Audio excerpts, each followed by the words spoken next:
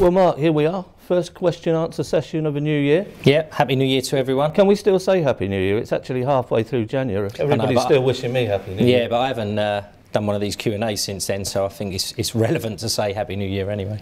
Now, we should make clear, just before we start, we do get an awful lot of questions in for this. And what we try and do is stray away from the questions that have been answered. Recurring every month. Yeah, I get that. So we do try and get that variety in. Okay. Just to make clear to everyone. So off we go with no further ado, and you won't be surprised to know the first question is about the crest. Yeah. So, any update on the crest design? Some fans feel all the options are poor. Are some of the more widespread popular designs submitted by fans under consideration at all? Please, please, please, no POM-P on the new badge. Well, there's a lot of questions there rolled into one. I'm sure everyone's aware of the backdrop to this, but predominantly, no one really wanted to change the crest. It was down to the copyright, that the existing star and crescent, you know, we couldn't protect ourselves with that crest moving forward. So as a result of that, we've embarked upon a 4/5 month now consultation period with fans. So to answer one of your questions, yes, elements of fans' designs have now been sort of included in what we're narrowing down in regards of choices. We've sent out 2 fan surveys. The last one attracted just short of 5,500 respondents, and I think it's unfair to say that most fans consider them poor, because at least 2 of the options, and on a sample of 5,500 people, which is a huge sample base, actually have said that they think the crest is either good or excellent. So again, I've had text similarly saying no, none of the fans like any of the crest. Well, that's simply not true. Just to reiterate, that is a really high percentage. 2 of the options have attracted 75%, one of them even more actually, that have rated them as either good or excellent. So, and a very, very low percent as poor. So the facts don't marry up always with what you see sometimes on social media from a few individuals, or individuals that then people join in and support. We have to listen to the wider fan base. So overall the process is going well, and we're hopeful we should have that, be in a position, hopefully, before the start of the new season to announce the new crest. And let's be clear, most of them, we are talking about subtle difference.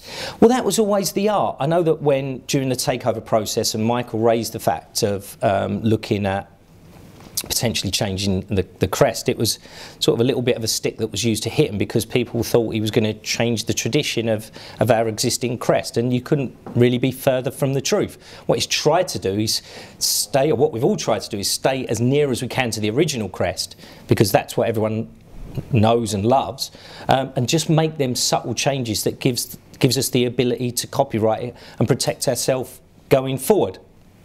So I'm quite pleased that that's the route we've gone, but it's just a very subjective decision for people, you know, especially when you've got something that's already very popular, to try and make them subtle changes. I mean, some people said, I'd rather go radical. Well, can you imagine what radical would mean? 50% hated it, 50% loved it. No, it's difficult. And in regards of the POMP, that was just, again, something that was picked up while doing some historical research. It was apparently the log that was used, used to be written down in maritime history. And some people were saying that that's where the POMP originated from. So that was thrown in again as a bit of a wild card, just to test fan reaction to it. And you know, we've seen the fan reaction to that. But if you don't put these things out there and try them, we're still at a consultation stage, you're never going to know. So it's very brave to put things like that out there and say, well, what do you think? You're only asking for opinions, and then people have the right to an opinion and a view. And thankfully now, with the latest survey of 5,500 people, we are gradually starting to narrow that view down. Right, on to the next one. What would you say in response to the conspiracy theorists who are adamant that the owners do not want promotion for the next few seasons as the costs go up and the infrastructure is not ready to cope, and are intentionally holding us back to avoid an unexpected early return to the Championship, says Jake on Facebook? Just that it's a conspiracy theory. It's absolutely not the truth. You get a lot of them in all walks of life. I can 100% assure you that we desperately would like to be in the Championship. Now, being desperately, personally, on behalf of the board, on Michael, Kenny, the players, we all want to get there. What we're not going to do is throw the kitchen sink in an attempt to get there. But to say we don't want to get there is just an absolute lie. We do. Well, I can assure you, I want to get to the Championship. Kenny wants to get to the Championship. Michael, the board, everyone associated with this football club wants to get to the Championship. That's 100% factual. Are we going to throw money at trying to get to the Championship? No. And again, there's a subtle difference. Yeah, it was quite a substantial difference. Yeah, we want to get there. We've got a budget. And I don't know if there's going to be questions about this later on.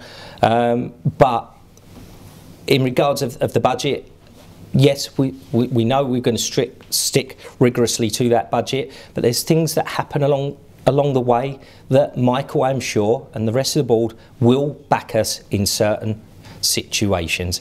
But does one of them certain situations mean we are going to have throw of the dice to get to the Championship? No, that's not one of the situations that I will be going to Michael saying we need another X amount of hundreds of thousands of pounds in an attempt to get to the Championship. We've got a budget, it's a competitive budget, we work within that.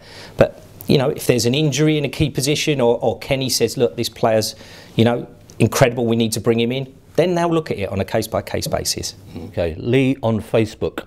Why do we have to have segregation the size of a whole section in the Milton End, 500 plus seats, when clubs like Bournemouth and even Arsenal versus Spurs this season have literally a 1-seat gap? Just seems a waste of seats, or does it make no difference with capacity restrictions? Yeah, just as he finished off there, it makes no difference. We are approximately 400 to 500 people down in the Milton End due to capacity restrictions, so we have just a slither of one where for safety reasons it's better to have a block. It doesn't affect our current capacity restrictions. Right. So you block out 400, 500, it has no effect on our capacity because that's our current capacity restriction. Okay, and something follows on from that about capacity. Ian on Twitter, can you clarify where the seats which are unable to be sold due to capacity restrictions are now, please, Mark? This might help explain why there are crowd gaps in certain areas. Well, it's easier to say we've got full capacity in Fratton End and the North Stand Upper.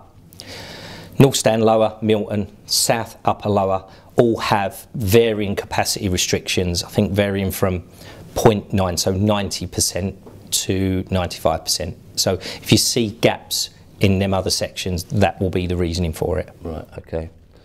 Clear that up. Why are players, i.e. Drew Talbot, Curtis Main, allowed to leave by mutual consent to join a new team the day after? Why no fee, says Stephen on Twitter. Well, we try and attract a fee, but if you look at a player, let's just say they're on, just as a round figure, £100 a week, and a club, and they're not featuring in the club's plans, and the club's willing to take that contract on for £100 a week, but they're not willing to pay a fee, what do? Just keep them at the club for the sake of it, you know, and they want to play, the other club wants them, it's saving us to maybe get a player in that the manager would like to see playing week after week. So that's it. If we could attract a fee for players like Curtis and for Drew, we would definitely be doing so. But you tend to only attract fees for players you don't want to leave the club. If you do want a player to leave the club, it's very difficult to attract a fee. And those two players, to name but a few, it didn't really work out. I'm not just naming Curtis and Drew, I'm just saying generally, when you see a player leaves by mutual consent, it genuinely is that you know, he's managed to find a club, or his agent's managed to find a club that's willing to take his contract on, and you're not going to stand in the way. If you start then saying we want a fee, from my experience, the other clubs go, oh no, you know, we're not willing to pay a fee, we'll take his contract on, but we're not paying a fee. So what do you do then? Just keep them at the club and they're not going to feature. And I suppose it's mutual, it's beneficial to all. It's mutual, beneficial to all, yeah. Yeah, absolutely. Could the club turn the old beneficial centre they brought into a supporters club bar as Victory Bar gets overcrowded? Well, that gets my vote. Paul on Twitter. Possibly. It's one of a whole host of things that are being looked at as part of the stadium master plan. So, yeah, the answer to the question, plain and simple, is yes, possibly that could be the case. Under review. It's under review, but it's something that is under consideration. Yeah, it's not so I could easily sit here and say no, it's not, but that genuinely is under review. Yeah. Jake on Instagram, can you clarify the situation as to how declared attendance figures are calculated? Are season ticket holders counted in the total, whether they are present or not? There are occasions when the declared attendance seems much higher than the actual, e.g. Boxing Day attendance. Yeah, in common with almost every other club I know, our attendance figures are exactly the tickets sold for a particular game. I think it's something, I've been asked this a few times actually, personally as well, that why don't we declare however many actually turn up? And you know, I don't personally see a reason why we couldn't give two sets of figures. I think that would be a little bit confusing maybe. It's something that we should review. But in regards of, from a tax point of view, from a Football League point of view, in all the regulatory bodies, they want to see how many tickets you've actually sold and the declared revenue from that. They're not interested in how many have actually turned up for the game because it's an irrelevance to a degree. However, from a fan's point of view, I sort of get they may want to see that, so it's something perhaps we should look at. Okay. Our old friend, the Checkatrade Trophy. Did the Checkatrade Trophy benefit the club financially, considering the stadium, staff, facilities and policing that had to be provided for a couple of thousand fans? Will Pompey enter the competition next year? Well, I would imagine you will. Well, question number one, yes, financially, we did turn in a profit from the competition as a whole with the prize money and whatever. Game by game basis, very, very little profit in there, as you would expect on such low attendances. But your costs come down the same really, so you have less stewards because there's less fans and whatever, and that's why we tried to just open one stand really to keep the cost down. So very negligible profit in regards of the actual match days, but there was a slight profit in regards of the money coming into via the prize fund.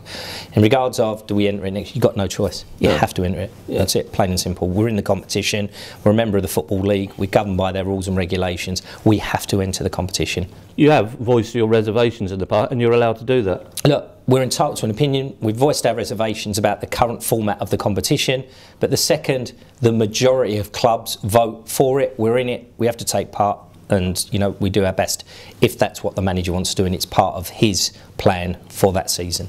And I suppose if Chelsea go on to win it or something like that, it rather sticks up for your reservations. Yeah. I mean, listen, let's be fair, Paul, previously as manager, didn't enter it. Well, we entered it, but he didn't field his strongest team, and we know that is factual because we got fined because he just said it was interfering with his plans for, you know, a promotion push, and he specifically always wanted to target the FA Cup, so which is fair enough. You know, Kenny, we went out of the FA Cup first round. Unfortunately, we went out of the Carabao Cup first round, so that was the competition that was left. And you know, Kenny had a different view on it based on them facts. So, but we would, as a club, we're in the competition. We will not dictate to the manager what team he plays or whatever. It's always up to the manager, and we'll support him as we always do. Okie doke. Is there a significant number of people using iFollow? Is it below or above expectation? And do you see a change for the future, Justin, via email? Yeah, I mean, if we're actually referring to, because iFollow encompasses a lot of different services, but I'm assuming the reference there is to people abroad that are able to watch the game live. No, the numbers are not substantial. I think the numbers are disappointing, and that's not just at Pompey. I think that's general, which to a degree I'm not unhappy with, because until we get the service to a standard that we are happy with, and it's out of our control because this is a Football League service, when we get the service to a level that you go, wow, that's really good, then we can really start to push and market it. But in its current state, you know, and Michael's said this openly on social media, as has Eric and Andy and other members, you know, of our board, that it's not of a sufficient standard that really, as a club, we want to be actively promoting. Yeah, I sometimes think that people don't realise that we're aware of the same problems. We're aware, you know, and as I say, we've got two options. We can pull out. We can pull out now and say we're stopping it. But I dare say that the subscribers we've got, well, I know, they will be up in arms because we've pulled out. So as poor as we believe it to be, there's still people that are benefiting from the service. So we don't want to pull it and sort of let them suffer in any way, so they go back to listening to it on the radio. It's better to see actual one camera feed than none at all. But that still still doesn't make it right, Johnny. No, you know, so we will not be aggressively pushing it until we're 100% happy with it. Right, let's whisk through some general points. How are things progressing on kit supplies? Yeah, kit supplies nearly done. We're at contract stage with our chosen supplier and hopefully be able to make an announcement in the next few months. Stadium master plan? Going well. David's been coming over, as he said, every 2, 3, 4 weeks. You know, he spent that long. David Fields, who works for Tonanti, who's heading up the master plan, just so people weren't aware. Yeah, he came over for the first 3, 4 months. He's now went back for Christmas, but he's coming over consistently, and he's planned to do so till the end of the season, and that's going well. People have got to remember, it's only been 5 months since, you know, the change of ownership. To do these things right, it's the work that's done now that in years coming we'll see the fruits of. So we're not rushing. Michael and the rest of the board, you know, are absolutely adamant that whatever we do it right, do it properly, and that is, in my opinion, the correct way to proceed on this. And halfway through January, somebody asks, can we expect more activity in the transfer window? I mean, Kenny's generally, on the whole, from what he tells me, very, very happy with his squad. We've got some injuries that hopefully will be coming back in the next few weeks that should strengthen us. But I go back to the conspiracy question originally. If Kenny comes to us and says, look, this player's going to cost a lot of money, or these 2 or 3 players, but I really think it's going to strengthen us and improve us, then we would always, as we have always done, look sympathetically at supporting the manager. The chief executives actually give us an insight? Do they just give a big sigh of relief when January is out the way? Not really. I love the hustle and bustle of everything going on anyway. I think personally, from my point of view, I function better when there is a lot going on and you're under that pressure. I don't like it when things are going too smooth as such. But no, listen, it's great, and I've always said it's a great position.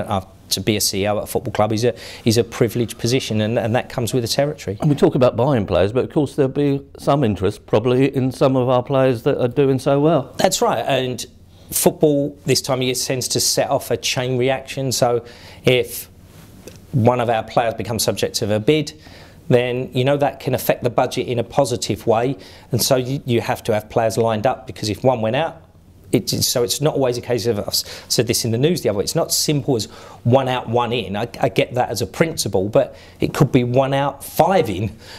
It depends on the money. Do you know what I mean? It's all about the money, the budget. So one player can equate to 5, or conversely, you could need 5 to go out to get 1 in that you really want. I'm just going to extremes there, by the way, but the philosophy, it's all about the salary and the wages and potential transfer fee.